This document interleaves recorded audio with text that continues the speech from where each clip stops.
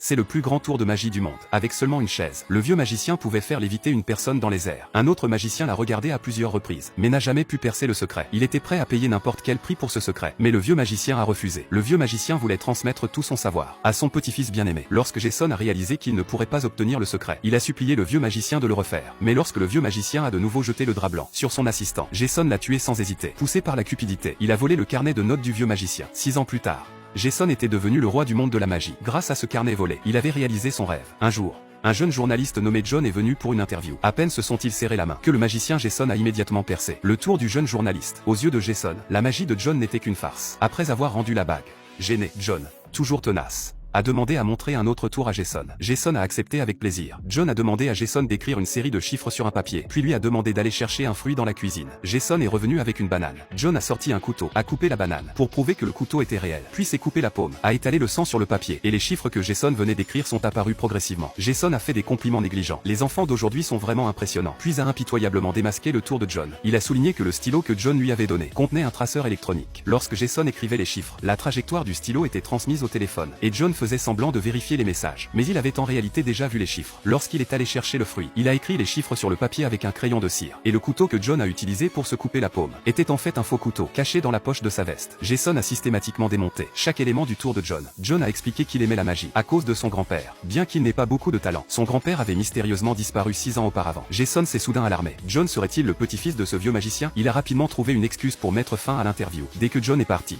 Jason a paniqué, a immédiatement éteint les caméras de surveillance chez lui, a ouvert le coffre-fort, a sorti le carnet de notes du vieux magicien, et l'a brûlé sans hésiter. Désormais, plus aucune preuve ne pouvait l'impliquer. Mais le lendemain, la police est apparue dans son studio. Non pas parce que John l'avait dénoncé, mais parce que sa femme avait été assassinée la veille. Jason était choqué. La police lui a demandé où il était la veille. Il a expliqué qu'il était dans son studio. Ils lui ont demandé de fournir les enregistrements de surveillance pour prouver son innocence. Mais il s'est soudain souvenu qu'il avait éteint les caméras la veille. Maintenant, la police était encore plus méfiante. Ils ont remarqué le coffre-fort dans le coin, et ont ordonné à Jason de l'ouvrir. Un sentiment d'inquiétude s'est glissé en lui. Lorsqu'il a levé la main pour entrer le code, il a jeté un coup d'œil à la bague à son doigt. En tant que dieu de la magie, tout est soudain devenu clair. Juste pendant l'interview d'hier, John avait volé sa bague, et celle qu'il avait rendue contenait un traceur. La veille, lorsqu'il avait ouvert le coffre-fort pour détruire les preuves, John avait suivi ses mouvements, et avait piraté le code. Et lorsque Jason avait démasqué le tour de John, il avait touché le couteau de John, et y avait laissé ses empreintes digitales. C'est avec ce couteau que John avait tué sa femme.